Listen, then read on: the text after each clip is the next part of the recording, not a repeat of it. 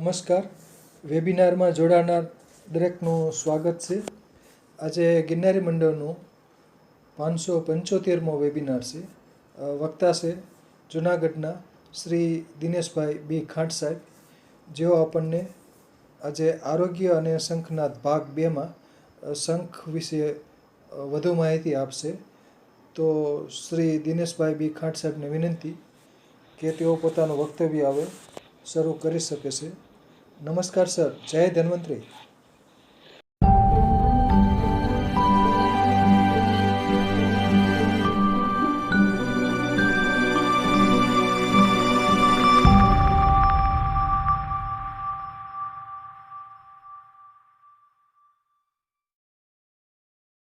જય ધન્વંતરી. નમસ્કાર.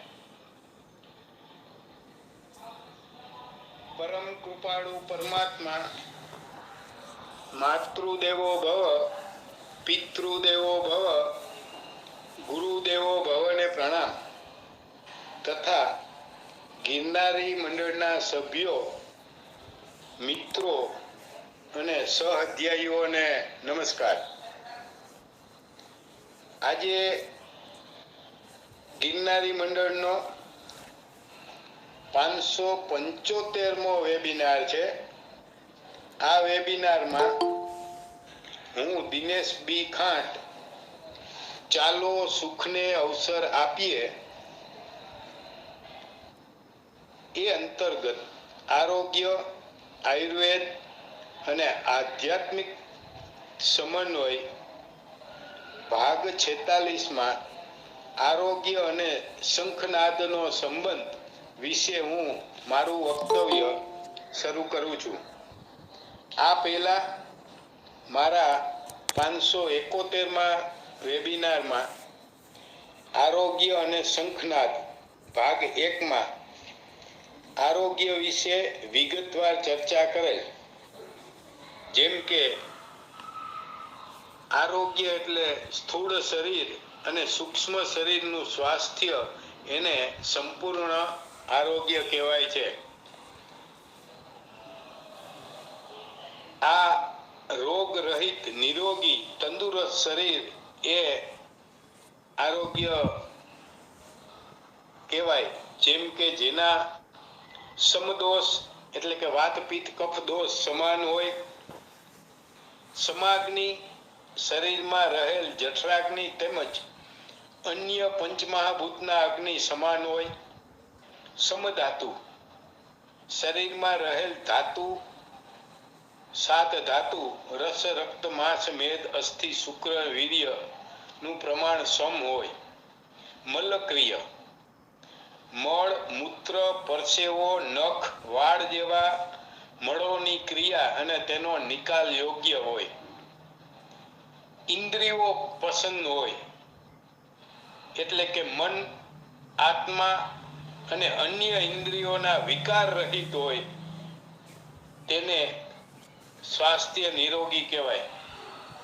સ્થૂળ શરીર માટે આહાર, વિહાર, દિનચર્યા, રાત્રિચર્યા, ઋતુચર્યાનું પાલન કરવામાં આવે તો સ્થૂળ શરીરને નિરોગી રાખવું ખૂબ જ સરળ પ્રક્રિયા છે અને એ આપણા હાથની વાત છે. સૂક્ષ્મ શરીરના આરોગ્ય માટે સદાચાર, વાણી, મન, વચન અને કર્મથી ધાર્મિક ક્રિયા, પૂજાપાઠ, મંત્રોચ્ચાર, વેદો, પુરાણો, ઉપનિષદો, ગીતાજી તેમજ રામાયણ જેવા શાસ્ત્રોનો ભક્તિભાવથી અભ્યાસ કરવાથી સૂક્ષ્મ શરીરનું આરોગ્ય જાળવી શકાય છે.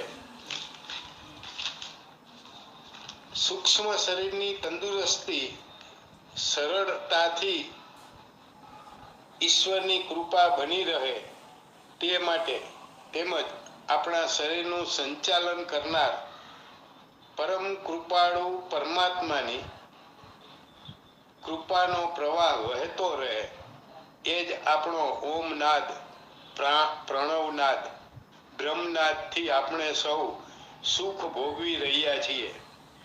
આ ઈશ્વર એટલે કે ઓમનાદનો જે સ્વર છે ઈ સ્વર જેની કૃપાથી આપણે સદબુદ્ધિ, ચિંતા મુક્ત, તણાવ મુક્ત, ભય મુક્ત રહીએ છીએ.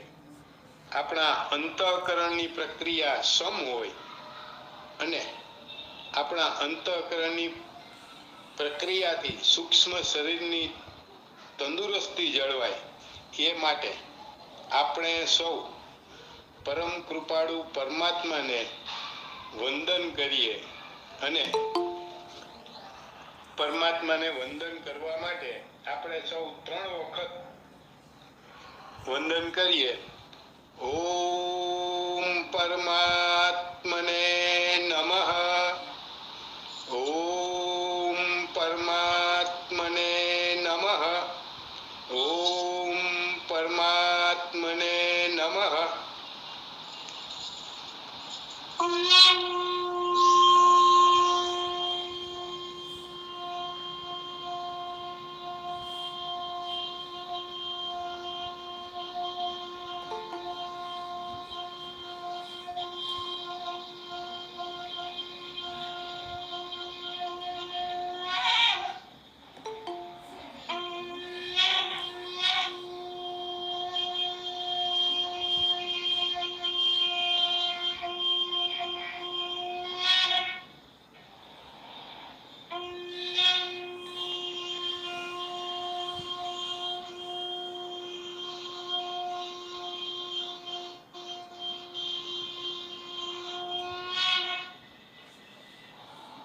ખૂબ ખૂબ ધન્યવાદ દીપકભાઈ. આ શંખનાદ ની શરૂઆતથી આપણે શંખ વિશે આજે ભાગ 2 ની શરૂઆત કરીએ.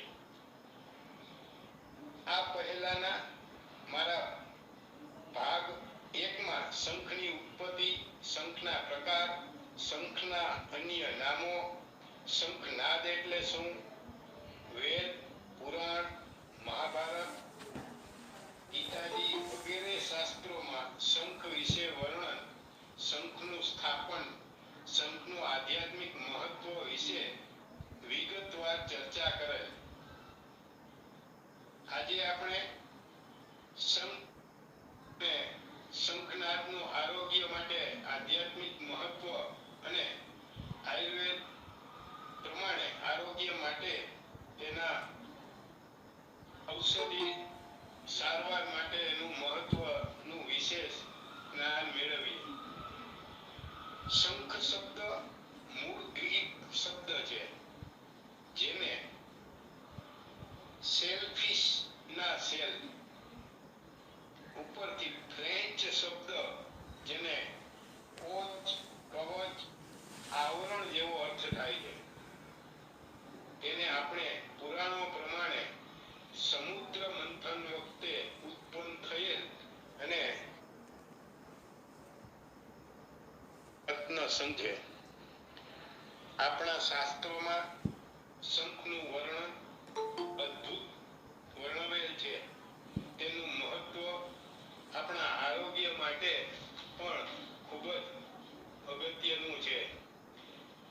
શંખ એટલે આપણે જે વગાડીએ છીએ તેને બધા શંખ કહીએ છીએ, પરંતુ તે ઉપરાંત ખારા તથા મીઠા પાણીમાં રહેતા મૃદુકાય એટલે કે ખૂબ જ કોમળ પ્રાણીઓ કે જેઓ પોતાના રક્ષણ માટે પોતાના શરીરમાંથી સ્ત્રાવ ઉત્પન્ન કરી અને જે કવચ બનાવે છે, જેમાં શંખ, શંખલા, છીપ, છીપલા, કોડી, મોતી છીપ જેવા હજારો પ્રકારના જુદા જુદા એટલે કે આશરે 40 થી 50,000 પ્રકારના શંખો જોવા મળે છે.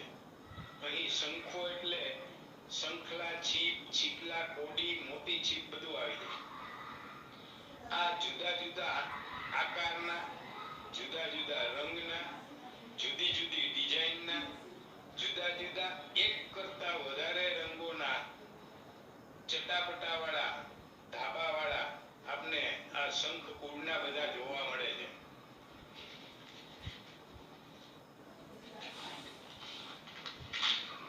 શ્રીમદ ભાગવત ગીતાના પ્રથમ અધ્યાયમાં 15મા શ્લોકમાં ભગવાન શ્રી કૃષ્ણએ પાંચજન્ય શંખનો ઉદ્ઘોષ કરેલ.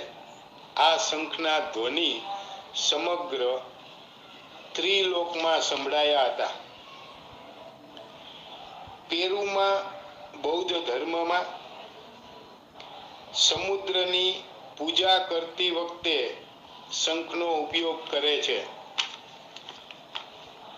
દક્ષિણાવર્તી શંખમાં દૂધ ભરીને ભગવાન વિષ્ણુને અભિષેક કરવાથી ભગવાન વિષ્ણુ તથા માતાજી પ્રસન્ન થાય છે. વશિષ્ઠ ઋષિ તેમજ મહર્ષિ પુલસ્ય ઋષિએ પણ લક્ષ્મીજીની ઉપાસના કરવા માટે શંખની પૂજા કરેલ. શંખમાં જળ ભરીને શિવજીને અભિષેક કરવાથી ભોલેનાથ પ્રસન્ન થાય છે. શંખ વગાડતી વખતે ઓમનાદ, પ્રણવનાદના મહાનાદ ધ્વનિ નીકળે છે. આથી આ મહાનાદ આપણા 7 ચક્રોને તેના ધ્વનિથી તેની કાર્યક્ષમતામાં વધારો કરે છે. આથી આપણા શરીરમાં સત્વગુણી ક્રિયાશક્તિમાં વધારો થાય છે. ભગવાન વિષ્ણુના અનેક નામો છે, જેમાં શંખ સંબંધિત નામો છે, જેમ કે શંખપાણી, શંખપુષ્ય, શંખ મેનખી, શંખ સ્વામી, આવા નામોથી ભગવાન વિષ્ણુના ઓળખાય છે. જૈનના પવિત્ર સ્થળોને પણ શંખ સાથે ખૂબ જ સંબંધ છે. જેમ કે જૈન લોકો શંખેશ્વર, શંખોદ્વાર, શંખદ્વીપ વગેરે નામો વર્ણવે છે. શંખોના અન્ય વર્ણોનું વિજ્ઞાનની દ્રષ્ટિએ આપણે થોડું સમજીએ. આપણા ભારતના વૈજ્ઞાનિક જગદીશચંદ્ર બોઝે શંખના ધ્વનિના પ્રયોગનું વર્ણન કરેલ છે. નાસાએ પણ શંખના તરંગોને અદ્ભુત ઉર્જા ગણાવેલ છે.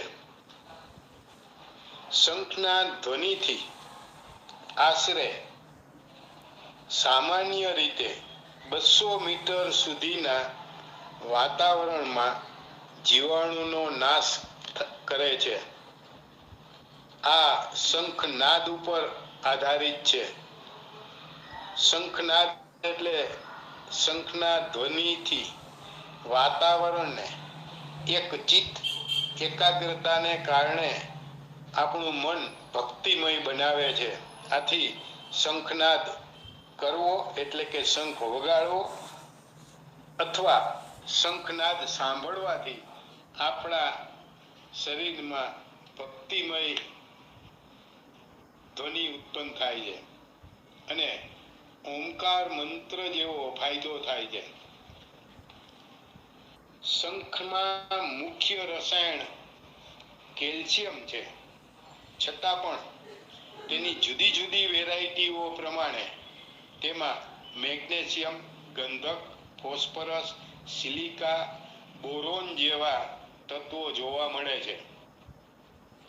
ઘણા શંખોમાં એટલે કે છીપ, કોડી, મોતીમાં પણ આ જુદા જુદા રસાયણોનું પ્રમાણ જોવા મળે છે.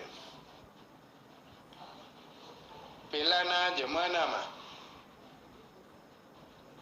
ભરત ગૂંથણ અને પહેરવેશોમાં છીપ અને કોડીનો ઉપયોગ કરવામાં આવતો હતો.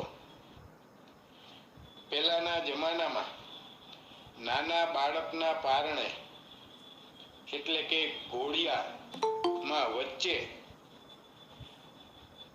રમકડા સ્વરૂપે જેને ઘૂઘરો કહેવામાં આવે તે ટાંગવામાં આવતો અને આ નાળિયેરની અડધી કાચલીને ઊનના જુદા જુદા રંગના દોરાથી ભરત ગૂંથણ કરી તેમાં કોડીઓ લગાવી રમકડા તરીકે નાના બાળકને ઘોડિયામાં વચ્ચે ટાંગવામાં આવતું. આનું અદ્ભુત મહત્વ એ હતું કે આ ઘૂઘરો ટાંગવાથી બાળક સૂતું હોય અને ઊંઘમાં સ્વપ્નમાં બીક કે ભયથી રડવા લાગે તેની સામે રક્ષણ આપવાનું કાર્ય આ શ્રીફળ એટલે કે નાળિયેરની કાચલી અને કોડીઓનું મહત્વ હતું. તેમજ પારણાની આજુબાજુ જીવાણોને દૂર રાખવાની તાકાત આ પારણે ઘૂઘરો બાંધવાનું મહત્વ હતું. છીપના સાચા મોતીને ગ્રહ નક્ષત્રના પ્રતીક તરીકે માનવામાં આવે છે. આથી ઘરેણામાં જડીને શણગાર માટે પહેરવામાં આવે છે. શંખમાં ગંગાજળ અથવા સ્વચ્છ તાજું જળ ભરીને પૂજા કર્યા પછી આ જળનો આરોગ્ય માટે ખૂબ જ અદ્ભુત ફાયદો થાય છે.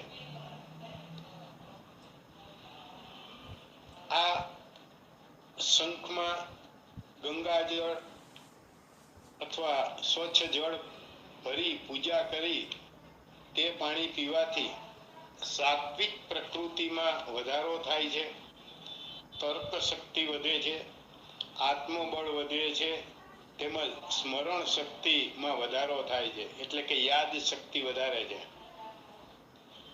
શંખનું જળ પીવાથી ફેફસા અને હૃદય સંબંધિત ઉર્જા શક્તિ વધે છે અને લોહીનું શુદ્ધિકરણ તેમજ લોહીનું પરિભ્રમણ યોગ્ય પ્રમાણમાં જાળવે છે.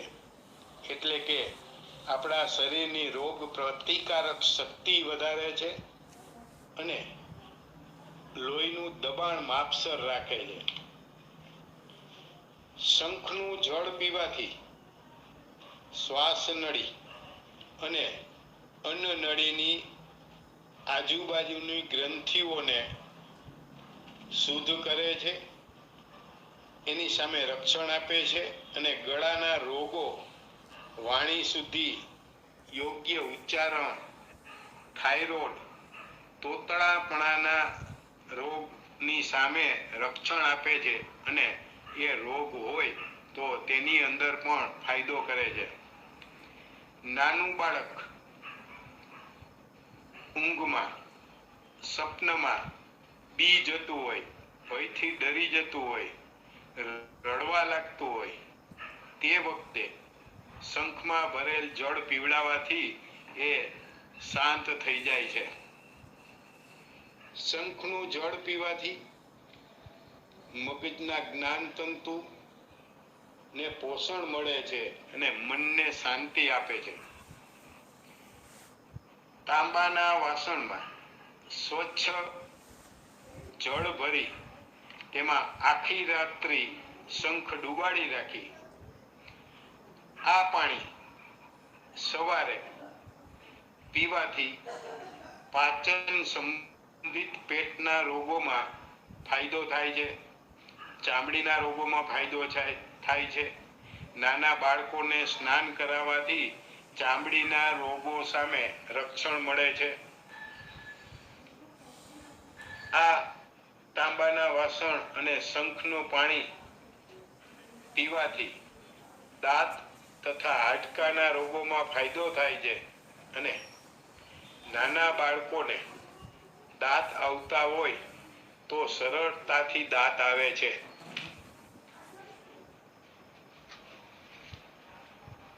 શંખમાં જળ ભરી પૂજા કરી આ જળને હાથની હથેળીમાં લઈ તે હથેળીમાં ભરેલ પાણી છે તેમાં આંખો પાસે લઈ આવી અને આંખો ફેરવવાથી આંખના રોગો સામે રક્ષણ મળે છે અને આંખોનું તેજ વધે છે. શંખમાં ભરેલ જળ પૂજા કર્યા પછી થોડું હથેળીમાં લઈ બંને હાથથી મોઢા એટલે કે મુખમાં લગાવવાથી ચહેરાની ચમક વધે છે અને ચહેરા ઉપરના કીટાણુઓ નાશ પામે છે. શંખમાં પવિત્ર ગંગા જળને ભરીને રાજાઓના રાજ્યાભિષેક વખતે અભિષેક કરવામાં આવતો હતો. આથી રાજા એક પવિત્ર અને રાજ વહીવટ કરતા બને છે. શંખની પૂજા કરી પવિત્ર ગંગા જળનું અનુપાન કરવાથી પતિ પત્નીની પવિત્રતા જળવાય છે. એકબીજા પ્રત્યે પ્રેમ, સ્નેહ, લાગણી અને આત્મીયતાના ગુણો વધે છે. શંખની પૂજા કરવાથી તેમજ શંખ વગાડવાથી ઘરનું વાતાવરણ શાંતિમય બને, સુખમય બને અને ભક્તિમયના ભાવ ઉત્પન્ન થવાથી લક્ષ્મીની પ્રાપ્તિ થાય છે. ભારતના પશ્ચિમ બંગાળના બરાકપુરમાં તેમજ તેની આજુબાજુના વિસ્તારમાં શંખમાંથી ચૂડલા, બંગડી તેમજ અન્ય આભૂષણો, શંખ ઉપર કોતરકામ, તેના રમકડા, તેની કટલેરી વસ્તુઓ બનાવવાનો ખૂબ જ મોટો ઉદ્યોગ આવેલો છે. આપણા ગુજરાતમાં કહેવતો સાથે પણ સંબંધ છે. જેમ કે પુરુષના લક્ષણોનું વર્ણન કરવામાં આવે છે કે કજિયાખોર, ઝઘડાખોર પુરુષને લપોડ શંખની ઉપમા આપવામાં આવે છે. સમયાંતરે આ લપોડ શબ્દનો અપભ્રંશ થઈને લબાડ શબ્દ વાપરીએ છીએ અને આપણે અનુભવેલું છે કે જે વ્યક્તિ કોઈ પણ કાર્યને એકાગ્રતાથી કરતો નથી અથવા તેના કાર્યમાં ચોકસાઈ રાખતો નથી તેવા વ્યક્તિને આપણે ઘણીવાર બોલીએ છીએ કે લબાડ વેળા કરવા નહીં અથવા તું લબાડ જેવો છે. આ કહેવતો સાથે પણ આ શંખને સંબંધ છે. લપોડ શંખ આપણા શાસ્ત્રોમાં સ્ત્રીઓના લક્ષણો પ્રમાણે પ્રકાર પાડવામાં આવેલ છે. જેમાં સ્ત્રીનો એક પ્રકાર શંખિની પ્રકાર પણ વર્ણવેલ છે. આયુર્વેદમાં શંખ અને તેનું આરોગ્ય માટેનું મહત્વ. આયુર્વેદમાં પંચકર્મની સારવારમાં શંખ પ્રક્ષાલન વિધિથી આંતરડાનું શુદ્ધિકરણ, સમાનવાયુ, અપાનવાયુનું શુદ્ધિકરણ કરવાની એક ખૂબ જ સરસ પદ્ધતિ છે. આ પ્રક્રિયામાં 7 દિવસની હોય છે. આ સારવારથી કોલેસ્ટ્રોલ, ડાયાબિટીસ, વાતપિત્ત, કાચા આમનું શુદ્ધિકરણ, ચામડીના રોગો અને અમુક એલર્જીના રોગોમાં ખૂબ જ સારો ફાયદો થાય છે. આ શંખ પ્રક્ષાલનની વિધિ દરમિયાન ઔષધિનો ક્વાથ એટલે કે ઉકાળો પીવડાવવામાં આવે છે, અભ્યંગ કરવામાં આવે છે, સ્વેદન કરવામાં આવે છે અને સંપૂર્ણ પાચન ક્રિયાની સિસ્ટમને શુદ્ધ કરવા માટેની આ શંખ પ્રક્ષાલનની પ્રક્રિયા છે. પરંતુ એક વાત ખાસ યાદ રાખવા જેવી છે કે પંચકર્મની કોઈ પણ પ્રક્રિયા ઘર મેળે કરવી નહીં. બીજું કે આયુર્વેદ હોસ્પિટલ હોય ત્યાં જરૂર પડે તો ત્યાં રોકાઈને અને નિષ્ણાંત વૈદરાજની હાજરીમાં કરવી હિતાવહ છે. કોઈ પ્રવચનો વક્તવ્યો સાંભળીને પંચકર્મની ક્રિયા હાથેથી કરવી હિતાવહ નથી. આયુર્વેદની ભસ્મ કલ્પનામાં બીજી ભસ્મોના પ્રમાણમાં શંખ ભસ્મ, મોતી ભસ્મ, કોડીની ભસ્મ, છીપની ભસ્મ નો સૌથી વધારે જુદી જુદી દવાઓમાં કરવામાં આવે છે. જેમ કે ભસ્મો, વટી, ગુટી, સુક્તિ, પિષ્ટી, શંખકલ્પ, શંખદ્રાવ, રસકલ્પના, પરપટી, ચૂર્ણ, લેપ જેવા અનેક યોગોમાં આ શંખ, મોતી, છીપ, કોડીમાંથી કોઈ એક, બે કે બે કરતા વધારે મિક્સરોમાં વિવિધ જાતના યોગોમાં બીજી ધાતુઓ કરતા વધારે ઉપયોગ આ શંખની યોગ બનાવીને ઉપયોગ કરવામાં આવે છે. આપણે જે દવાઓમાં શંખ અથવા તો મોતી, છીપ કે કોડીની ભસ્મો વપરાય છે તેવી ઔષધિઓના નામનું થોડું વર્ણન કરશું. જેમ કે શંખ ભસ્મ, મુક્તા ભસ્મ, સુક્તિ ભસ્મ, શંખવટી, શંખચૂર્ણ,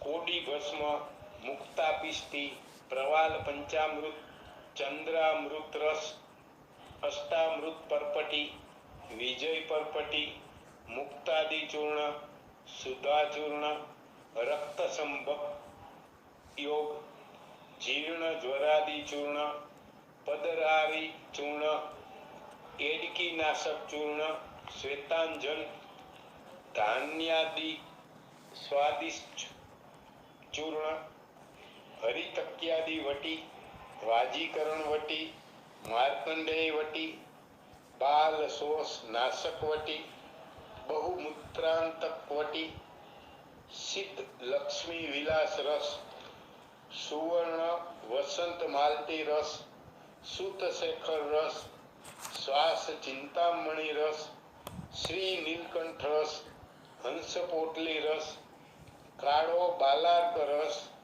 વિષમ જ્વર નાશક ગુટિકા, દુર્જલ જેતા રસ, બૃહત વાત ચિંતામણી રસ, મલ્લ જ્વરાંકુશ, મહાબાલાર્ક રસ, મહામૃત્યુંજય રસ, લઘુ મૃગાંક રસ, લઘુ લોકનાથ રસ, લોકનાથ રસ, વસંત તિલક રસ, વિજય રસ, વિજય મૃગાંક રસ, અપસ્માર નાશ વટી, કામોતેજક વટી, ગુલ્મ કુઠાર રસ, અગ્નિકુમાર રસ, અગ્નિ સંદીપન રસ, અગ્નિ શ્રુનુ રસ, અપૂર્વ માલિની વસંત રસ, કફ કેતુ રસ, કલિગાદી ગુટિકા, ગ્રહણી કપા રસ, ગ્રહણી ગજેન્દ્ર રસ, ચાતુર્થકારી રસ, પ્રવાલ પંચામૃત રસ, ગ્રહણી શાર્દુલ રસ, મહાગંધક, લુતા વિષનાશક, ભાસ્કર રસ, મહામૃત્યુંજય લોક, મહારાજનુપતિ વલ્લભ રસ, મહાશંખવટી, વિષમ જ્વરાંતક લો, શંખદ્રાવક રસ, સ્વેદ શૈત્યાદિ રસ, વિષમ જરાંતક રસ, વર્ણ રોપણાર્થ ચૂર્ણ,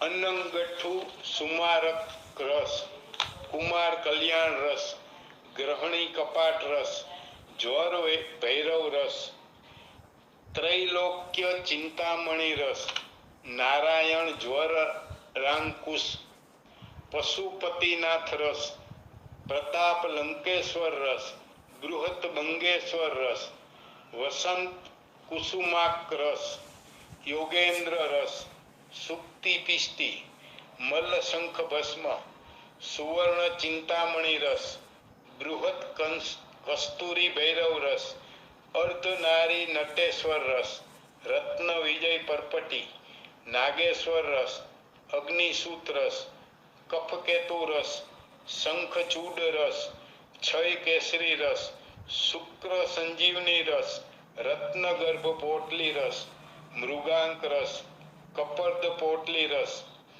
સુવર્ણ શ્રાંગ સુંદર રસ, શાહી ચૂર્ણ, શંખ કીટાદી નસ્ય અને રક્તપિત્ત કુલન રસ. આટલા જે યોગો છે, આટલી બધી દવાઓ છે, એ દરેકની અંદર આ શંખ મોતી છીપ ના ભસ્મોના ઉપયોગ કરવામાં આવેલ છે. એટલે બીજી બધી ધાતુઓના પ્રમાણમાં શંખનો ઉપયોગ ઘણા બધા દ્રવ્યના યોગમાં કરવામાં આવે છે. આમ આપણા સૂક્ષ્મ શરીર માટે આપણા શાસ્ત્રોમાં અને આપણા સ્થૂલ શરીર માટે આયુર્વેદની અંદર ખૂબ જ વિપુલ પ્રમાણમાં ઊંડાણપૂર્વક એની માહિતીઓ આપવામાં આવેલ છે. અહીં હું મારા શંખ ભાગ 2 નું વક્તવ્ય પૂરું કરું છું. હવે આપણે જે કોઈને મારે 2 ભાગમાં જે વર્ણન કરેલ છે એ સિવાયનું શંખ સંબંધિત નોલેજ હોય તો વધારાનો પ્રકાશ પાડવા વિનંતી. ત્યારબાદ આપણે શંખ વિશેના પ્રશ્નો, શંખ વિશેના આરોગ્ય માટેના પ્રશ્નો, શંખના આધ્યાત્મિક પ્રશ્નો વિશે ચર્ચા કરીશું. જય ધન્વંતરી. અસ્તુ. ફરી મળતા રહેશું. જય ધન્વંતરી. ખૂબ ખૂબ આભાર ખાટ સાહેબનો. સરસ માહિતી આપી. શંખ આરોગ્ય અને શંખનાદ વિશે, અને વ્યાખ્યાનની શરૂઆત શંખનાદ દ્વારા કરવામાં આવેલ, તે પણ સરસ રહ્યું. ખૂબ ખૂબ આભાર દીપકભાઈ ગોસ્વામી સાહેબનો, જેમણે શંખનાદ કર્યો. અને હવે ત્રિપાઠી સાહેબને વિનંતી કે તેઓ 2 શબ્દો કહે. ત્રિપાઠી સાહેબ.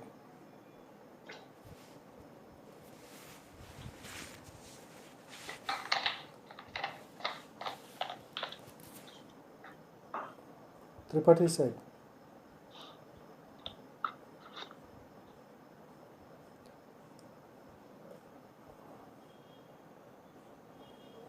ત્રિપાઠી સાહેબ અનમ્યુટ નથી થતા.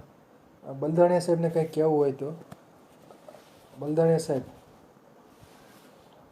ડૉક્ટર કિશોરભાઈ બલદાણિયા સાહેબ. વણપરિયા સાહેબ કંઈક કહેશે. બલદાણિયા સાહેબ વાસ્તુશાસ્ત્ર વિશે કંઈક શંખનું બોલો એને કંઈક. વણપરિયા સાહેબ કંઈક કહો. વણપરિયા સાહેબ. હાજી સાહેબ, હાજી. હા. એક તો સાહેબે બીજા ભાગની અંદર શંખનું મહત્વ અને રસાયણ વિજ્ઞાનની અંદર જે મહત્વ બતાવ્યું એ બદલ સાહેબનો આભાર માનું છું. અને સાહેબ ખાસ કરીને જે શીપ વર્ગ છે અથવા શંખ વર્ગ છે એ મોટાભાગની દરિયાઈ વનસ્પતિ પણ જે કેલ્શિયમ, ફોસ્ફરસ, મેગ્નેશિયમ વગેરેની મિક્સર ધાતુઓના જે જીવો છે, બરાબર, એ વર્ષોથી રાજા વખતમાં ગ્રામ્ય વ્યવહારની અંદર ઉપયોગમાં આવતો. એટલે આપણે પૈસા તરીકે કોડી, એટલી કોડીની કિંમત છે, એટલી કોડી, અને કોરી શબ્દ હતો, કોડી શબ્દ હતો. એટલે એટલી કોરીની એટલી કોડી આપો એટલે તમને એટલા મણ બાજરો આપી દે, જુવાર આપી દે. એટલે એક તો એને આર્થિક વ્યવહારમાં રાજાશાહીના વખતમાં એનો શંખચીપનો મોટા ભાગે ઉપયોગ થતો. એમાં કોડી, અને બહુ તૂટેલી કોડી હોય તો પણ એમ કે તૂટેલી કોડી પણ નહીં આવે એમ. એટલે નકામો માણસ હોય ને કે આ તો તૂટેલી કોડીની કિંમત. બરાબર. એટલે એક તો એ ખૂબ જ અર્થવ્યવસ્થામાં, રાજનીતિના વ્યવહારમાં શંખનો ઉપયોગ થતો. અને સાહેબે આજે ખાસ કરીને જે ચીપ વર્ગ શંખની જગ્યાએ ચીપ વર્ગ કીધો અને રસાયણશાસ્ત્રમાં ખૂબ જ સારો એનો સાહેબે મહત્વ બતાવ્યું. તો એક ખાસો એક પ્રયોગ છે, જો કોઈને અનુકૂળ આવે તો અમારી જાણકારી વાળો છે, અને ખૂન વધારવાનો છે. ચીપનો ગરમ કરીને ચૂનો બનાવી લેવાનો અને એને ફોડી લેવાનો, અને એની અંદર ગાયનું, બકરીનું અથવા ઘેટીનું જેને જે રીતે ફાવે એ રીતે એનું દૂધ નાખવાનું. ઓછામાં ઓછું 1 કિલો ચીપ અથવા તો શંખના ભૂકામાં, ચૂનામાં 10 લીટર દૂધને પચાવી દેવાનું, નાખવાનું, સૂકવાનું, ફૂટ આપવાના. એકવાર મર્દન કરવાનું, જેટલું મર્દન થાય એટલું થાય. અને 10 લીટર દૂધ જ્યારે પી જાય ત્યારે એની ગોળી વાળવાની. અને એ ગોળી જો સામાન્ય રીતે આપવામાં આવે, મેં તો 10 ફૂટ તો નથી આપ્યા, પણ લગભગ 3-4 ફૂટનું કંઈ થોડુંક પ્રયોગ કરેલા. અને 8-9 જે હિમોગ્લોબિન હોય તો એનું પેલું વધવાથી 11-12-13 હિમોગ્લોબિન થઈ જાય. એટલે આ એક સ્વાનુભવની વાત કરવાની. અને સાહેબ ખૂબ સરસ. સરસ. આભાર વણપરિયા સાહેબનો. હવે રમજુભા સરવૈયા સાહેબને વિનંતી 2 શબ્દો કહે. વણપરિયા સાહેબ, પછી રમજુભા સરવૈયા સાહેબ. ખૂબ ખૂબ આભાર ખાટ સાહેબનો. શંખ અને સીપ વિશે બહુ સારી માહિતી આપી. ઘણા ઔષધોમાં એના ઉપયોગ થાય છે એ બાબત. બસ બીજો તો કોઈ પ્રશ્ન નથી. અને શંખ વિશે બીજું કોઈ સમજણ પણ નથી, જ્ઞાન પણ એનું. બરાબર, સરસ. પણ જાણકારી બહુ સારી આપી. વાહ, ખૂબ સરસ. ખૂબ ધન્યવાદ સાહેબ. હા, ત્રિપાઠી સાહેબ અનમ્યુટ થઈને 2 શબ્દો કહી શકશે. त्रिपाठी साहब। बहुत बहुत धन्यवाद सर, बहुत ही अद्भुत रहा, बहुत ही ज्ञानप्रद रहा। शंख सीपी के बारे में नॉर्मली तो जो हम लोग जानते हैं, लेकिन उसका औषधीय प्रयोग और बहुत ही विस्तृत औषधीय प्रयोग के बारे में जानकारी दी गई। बहुत बहुत साधुवाद है खट साहब को। उनका मार्गदर्शन इसी तरीके से मिलता रहेगा हम लोगों को, ऐसी आशा है। धन्यवाद। बराबर, सरस। रादड़िया साहब ने विनंती के 2 शब्दों के। छोटालाल रादड़िया साहब।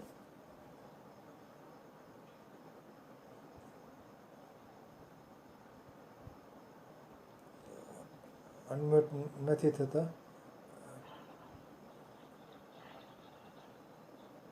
सरस सरस, खूब खूब आभार सर्वेनो। सरस वक्तव्य शंखनाद विषे। आभार श्री दिनेश भाई बी खाट साहेबनो अने अन्यनो पण खूब खूब आभार। धन्यवाद। सरस।